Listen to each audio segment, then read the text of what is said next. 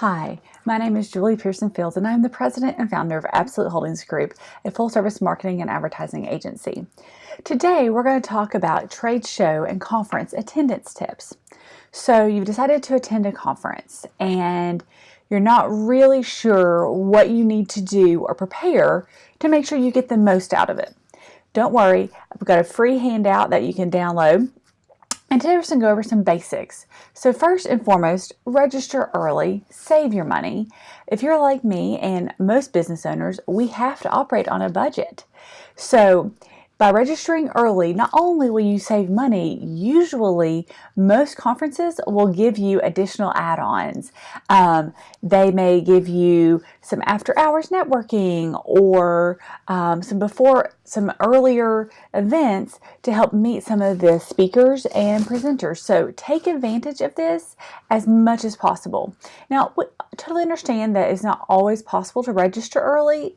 However, if you can, not only are you saving money on the event itself, you're saving money. You can save money on the hotel. You can save money on your transportation. So just if you can, register early.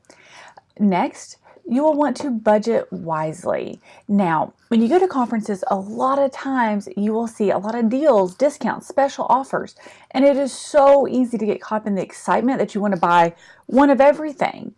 So I highly recommend prepare a budget before you go. Also, know what your top needs are so you can prioritize those deals and specials above others. Now, I'm not saying don't take advantage of them, and I'm not saying that sometimes something comes up that literally is too good not to take advantage of.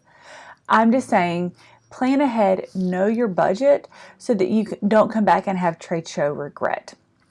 Now, lodging. Where you stay during an event is very important. Typically, I always try to stay at the event venue. That's for several reasons. First, I'm lazy. I like to be able to get up and literally walk to the event. Totally acknowledge I'm a little lazy, and that's okay. Also, a lot of times the organizers will have some rooms available at a discounted rate. So, but that also gets back to the registering early. Lastly, you get more networking opportunities when you are staying where the event is. Now, that's not always possible, or sometimes that you come with a family, or sometimes you may have a mastermind event before or after, and so you may need to do a different hotel or an Airbnb or a VRBO. Totally fine. Just go ahead and plan your lodging and your transportation as early as possible to ensure that you lock in the best prices and that you don't get stuck having a conference ticket and know where to stay. One thing that we always talk to our clients about, remember you are representing your business or your organization when you attend these events, and you probably will be photographed. So please dress accordingly. Unless you are going to the Sweatpants of America conference, sweatpants and casual clothes, not always the best option. I'm not saying you need to go in a tux or ball gown, but you do need to be dressed professionally. How you dress, unfortunately, people will judge your competency based upon how you dress. So if you show up in pants that are completely wrinkled and a shirt that looks slovenly, you may not be judged as professionally as someone whose pants are nice and pressed and their shirt is starched and buttoned in. So again, it is not always the best thing, but remember that you represent your organization. Next, also make sure you will be standing and walking a lot. So make sure your shoes are going to be comfortable while you are walking around.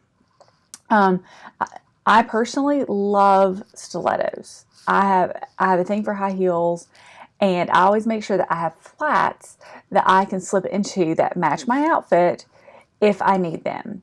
Because there are times when a flat shoe is going to be a lot more comfortable and you don't need to have your stilettos on. So just make sure that whatever you choose is comfortable and that your feet aren't going to be killing you at the end of the day. Next, make sure that you leave some room in your suitcase to bring back product samples, vendor literature, paraphernalia, and promotional giveaway items. That way you're not trying to figure out how to get them home. So once you actually get to the show, make sure you pick up a guide or a booklet. These are usually available at the entrances. A lot of shows will have them available before you even arrive. And this is so important. Take some time to review that guide and also go back over your initial plans. So when I say initial plans, when you book that conference or that event, plan out what your goals are. What if you walk away from that conference with doing A, B, and C? What are those A, B, and C's? And will that make that conference feel successful for you? If so, take a moment, look over the trade show guide or the event guide, and go over your initial plans. Make sure that they are still aligned with what you're going to do. Next, if the conference gives you a badge, make sure it is in plain sight. Don't hide it. Don't have people kind of looking around trying to figure out where it's hiding.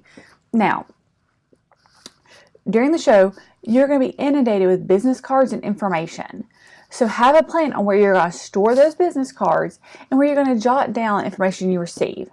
Some exhibitors or vendors might provide bags. However, I found it's best to be prepared and go ahead and have a place to store the literature you received during the show prior to going. And that way, if you get a bag there, it's a nice little add-on, but you're not counting on it.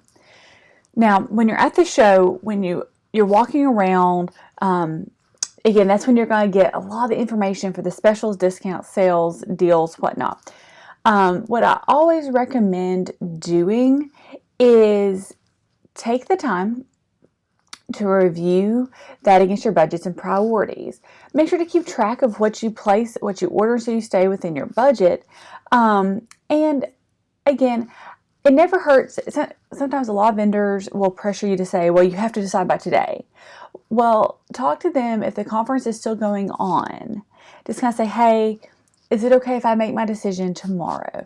I need to double check my budget. I need to double check with always blame it on your accountant. I need to double check with my accountant and make sure that this fits our budget for the year. Just blame it on them.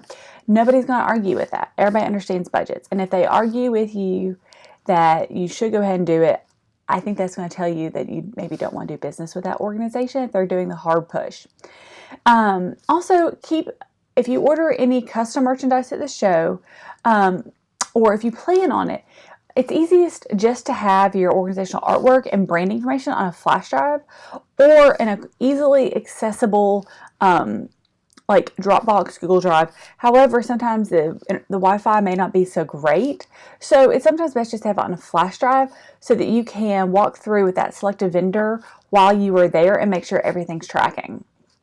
So another thing that is a huge benefit of trade shows is networking. Trade shows and conferences are great opportunities to build and expand your current network. Remember that large stack of business cards that you brought? Don't be afraid to give them out to others. Introduce yourself. If this event has seminars or workshops, attend any and all that you can. That's why you went. And while you network, remember your time is limited. So make sure not to spend too much time in any one booth or engage in a conversation with a company that you really either don't want to do business with or can't do business with.